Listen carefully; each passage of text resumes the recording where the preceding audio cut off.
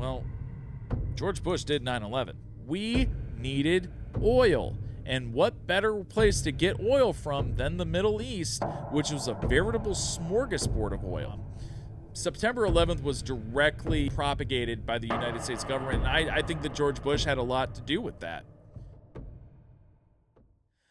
Last week, I talked a little bit about conspiracy theories and why people believe them. So, I'm going to start this after my little intro here with a video. Okay?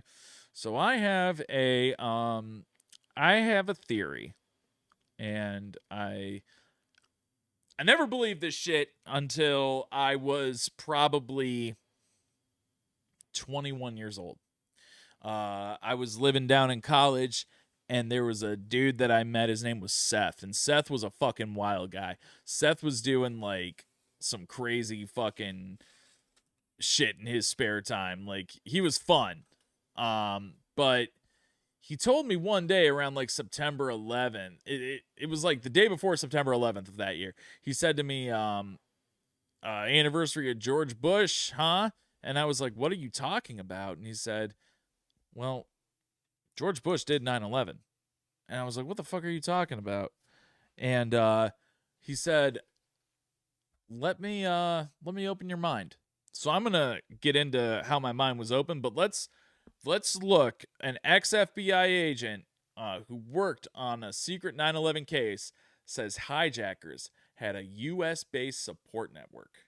Let's take a look.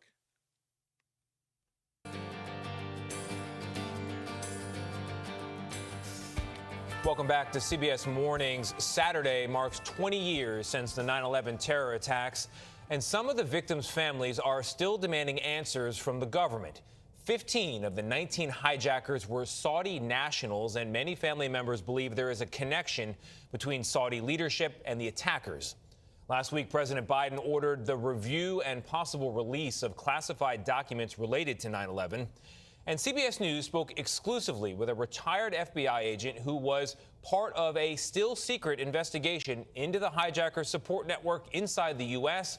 and the possible role of Saudi government officials and employees. Senior investigative correspondent Catherine Herridge has the story. This summer, Brett Eagleson went to Capitol Hill to press the U.S. government to release secret files from the FBI's 9/11 case. We've told the sad story for 19 years. You know, we've cried on camera. Eagleson's father, Bruce, worked in and died in the South Tower of the World Trade Center. Now grief has turned to rage. You know, it's not about that anymore. It's about how we're angry. We're pissed off. It is painful.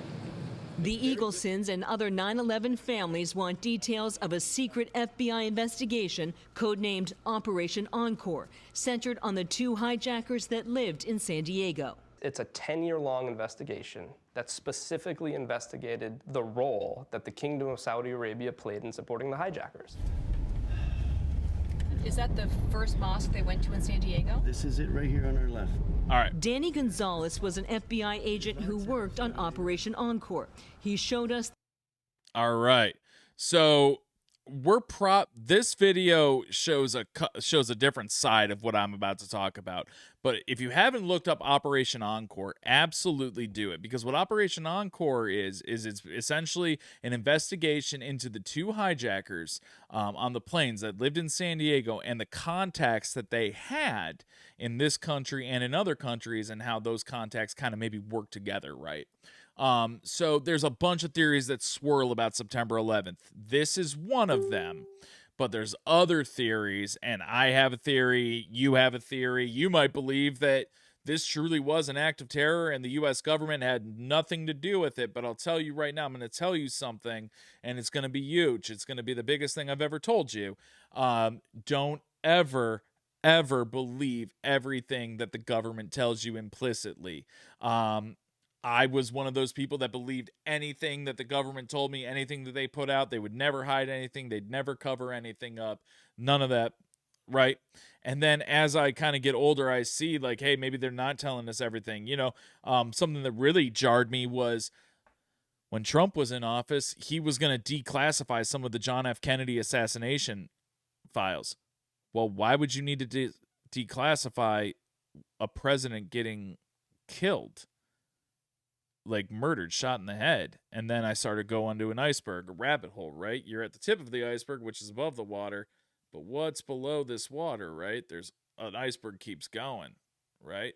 So you got to delve deeper into that iceberg. But let's keep looking at what CBS is going to say about this. Again, we got a couple different routes that we're going to go here, guys. So trust me, there is a payoff coming. The neighborhood the hijackers lived in before they crashed American Airlines Flight 77 into the Pentagon. This is Gonzalez's first television interview about the case. 19 hijackers cannot commit 3,000 mass murders by themselves.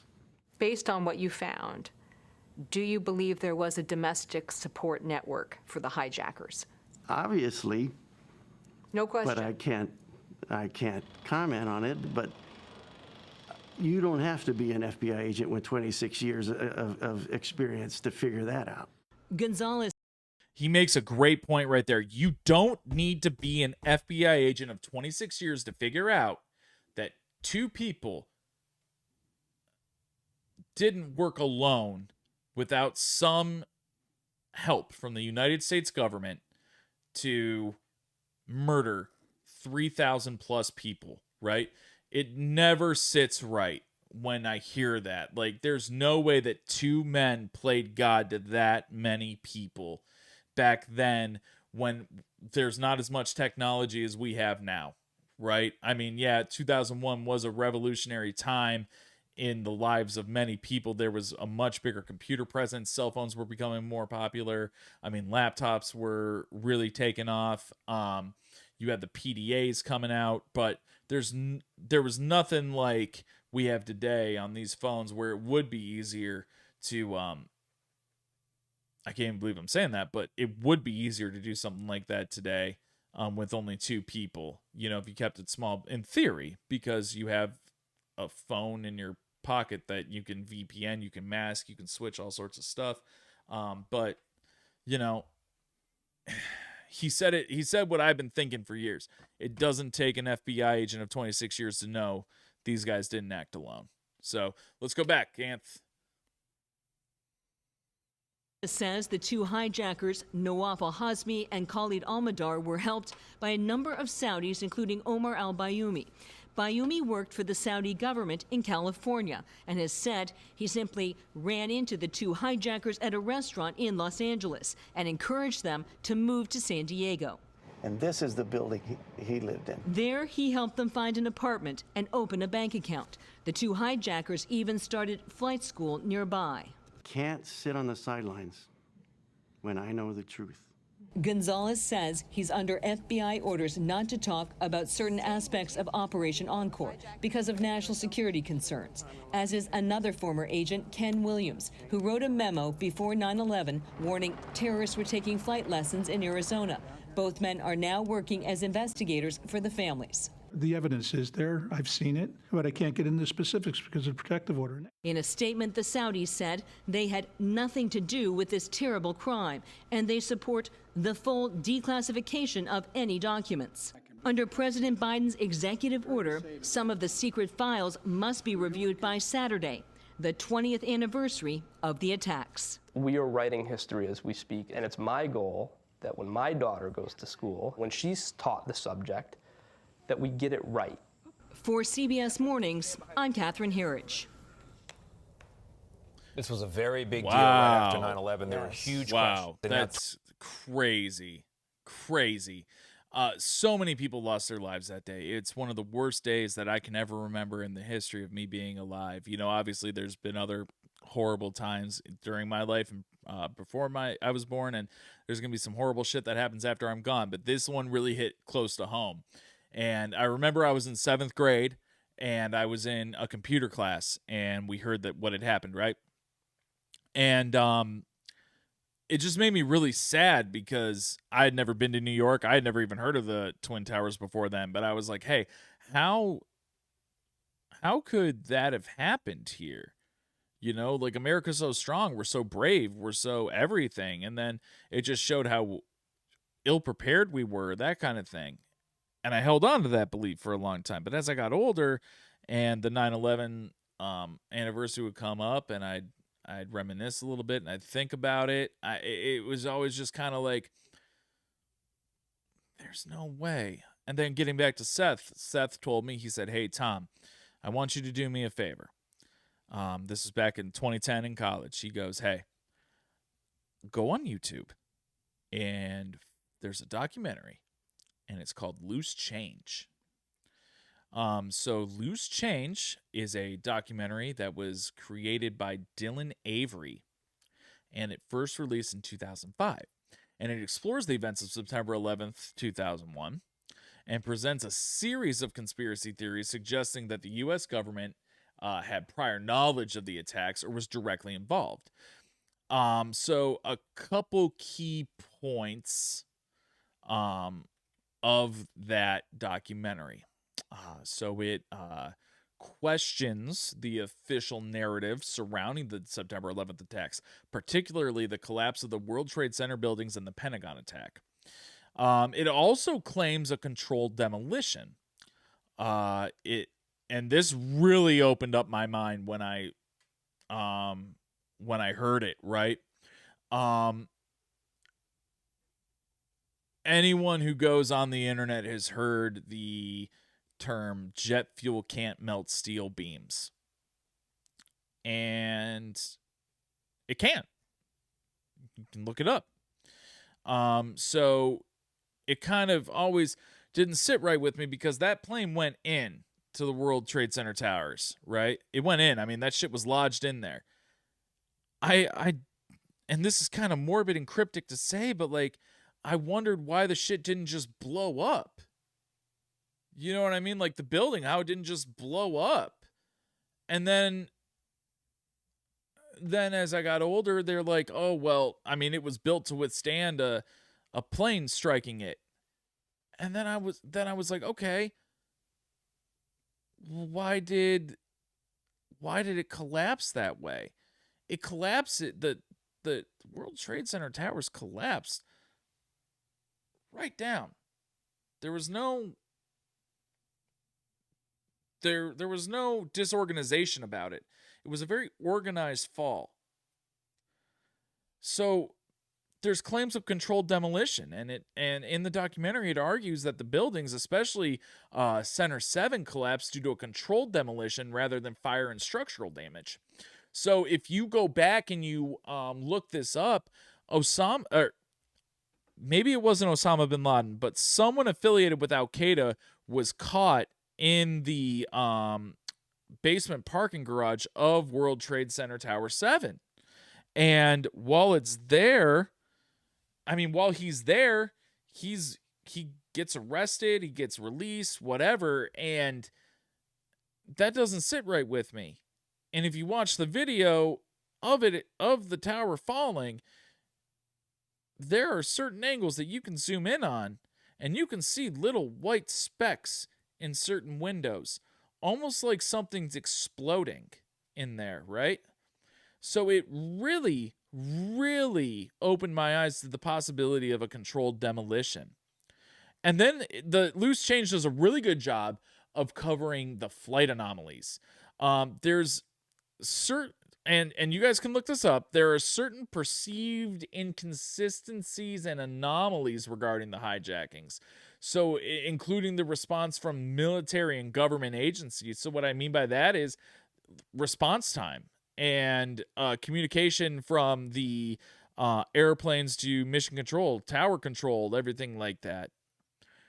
And then the government motives Loose Change covers. So the film posits that the attack served as a pretext for the U.S. to launch wars in the Middle East and expand domestic surveillance, framing it as a false flag operation. And then that goes right into cultural impact. So it analyzes the cultural impact of September 11th, and the documentary does a really good job, and it gained very significant traction, leading to increased public interest in conspiracy theories to September 11th.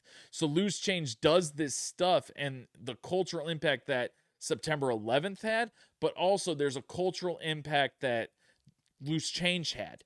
So Mr. Avery got people talking about the possibility that September 11th was an inside job, because this documentary is still contributing to an ongoing debate about government transparency and accountability. So overall, Loose Change has been both. It's been praised for raising questions about official narratives and criticized for its selective use of evidence and lack of rigorous fact checking. And I'll be the first one to tell you all day, some of the stuff that Mr. Avery does put in there kind of makes you scratch your head. It kind of makes you go, I don't know, man. But the narrative of the jet fuel not melting steel beams has really stuck with me for a very, very, very long time. And the almost explosion-looking things going off in the windows really give me pause. Because when I sit back and I look at it, I have to think to myself, how can we dive deeper from what Loose Change is giving us? And that's the most important thing when you watch a documentary like that, or when you watch anything really, when you just watch the news. The onus is on you at that point to go out and investigate more and form your own opinion, right? Your opinion might not be gospel, it might not be fact, but if you can form a good discourse to have with someone and have a good discussion, then it furthers a narrative and it furthers finding information on the truth, because at the end of the day, that's all we're trying to do. We as people deserve truth, and we as people need that truth as Americans to know what's going on in our country, because this is our country at the end of the day. Yeah, presidents run the country and, you know, we vote on things, but at the end of the day, we might not have all the power as citizens, and we see that in Ohio with them changing like the marijuana laws that we voted on, and they didn't like it, so they changed it. So they might not always have our best interest in mind in Washington, but if we can further a narrative and demand the truth, then they almost have to give it to us. So Loose Change does make sense in a lot of ways to back up that September 11th was done, or was at least aided by the U.S. government. And there's a geopolitical strategy about that, right? So there are some theorists out there that argue that the attacks provided justification for military intervention in the Middle East, particularly in Iraq, which was seen as strategic for our U.S. interests, including access to oil resources. We needed oil back then. We needed oil. And what better place to get oil from than the Middle East, which was a veritable smorgasbord of oil, right? If we can blame the Saudis and the Iraqis and the Middle East, the people in the Middle East for what happened to us, there won't be that much backlash from the citizens of the United States or from investors and people who vote on it to go and invade there if they did something to us first. So we can go over there in the guise of going over there to rectify the situation, and then, oh, hey, oil's here. Well, we're going to take your oil. And then national security legislation. So after 9/11 and the aftermath of it, it led to the passage of significant legislation, such as the U.S. The Patriot Act, which expanded the government surveillance and law enforcement powers. So to spy on us and give the government more power over us, they were able to blame it on the Saudis and the people in the Middle East. So a way to strengthen control and security measures domestically on its citizens and people who are over here, they can blame those people over here. Well, we didn't see it coming, so now we need to be able to see it coming. We need to be able to have control over this so that we don't have a September 11th again, right? Think about it. It almost makes too much sense. It almost makes too much sense. And think about, so what comes after, or what comes before 2001? 2000, right? So right the year before, if you guys are old enough to remember, some of you might not be, there was a thing called the Y2K. And Y2K was about to hit on January 1st, 2000 at midnight.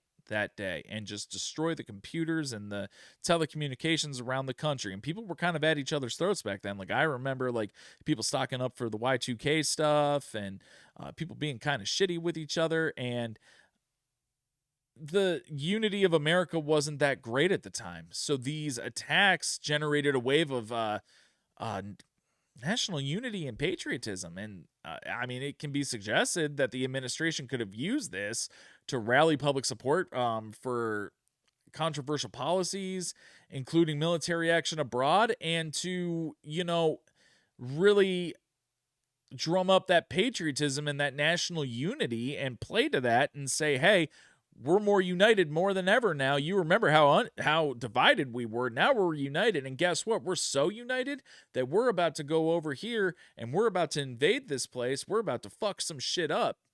And, you know, we would love your support, America. So America says, fuck yeah, they hurt us. Let's hurt them right back. And let's not forget about the war on terror's defense budget. I mean, and the military contracts. And some theorists, they posit that September 11th created financial incentives for those in the defense industry and government to promote a narrative of ongoing threats. So, you know, September 11th happens. The United States government is directly involved. And they say, okay, well, this happens. So now there's a bunch of other threats out there. So now let's get all this defense spending. Let's strengthen our military. Let's strengthen this defense budget, and let's go over other places and exert our will, right? And that leads directly to distraction from the domestic issues. So the focus was all on terrorism, and that could serve to divert attention from other domestic problems, such as the economic issues that we were going through and that were upcoming, or the political controversies that were ongoing. And it allowed the administration to consolidate power and push through its agenda. And we've gone through these points, and in my opinion, it points to the theory that September 11th was directly funded, or not funded, but propagated by the United States government. And I think that George Bush had a lot to do with that. And I'd love to know where you guys stand on this. I'd love to know what you guys think about this. Am I just crazy? I mean, let's think about it. Like, just to recap, like, we watched a video where a gentleman says he knows what's going on and he can't say anything because of FBI protection, and that's Operation Encore. So go check out Operation Encore, please. It's a great thing to kind of look into because it really gives you a broader scope of the Saudi intelligence that was in the United States at the time and what the government did or didn't do to assuage that from happening, right? And you know, we talk about these key points that Loose Change made. We are in a time where finding information is so paramount and so accessible because of our phones and our tablets and everything. And I'm really interested to see what you guys are able to discern from either watching Loose Change or going in and listening to my takes and thinking back on what you saw. I think it's really important. It's really important to push these narratives forward because we need to know the truth. So again, thank you guys for listening to my maybe incoherent spiel on September 11th being an inside job, but I mean, Loose Change really opened my eyes, and if we look at it, it makes a lot of sense. It really does. I don't want to believe it's true, but I do believe it's true. So, can someone dissuade me from that? I'd love to know. Go ahead and like and comment on this video, and if you haven't, subscribe to the channel right down there, and go ahead and share this video so you can keep getting good information from us as we go.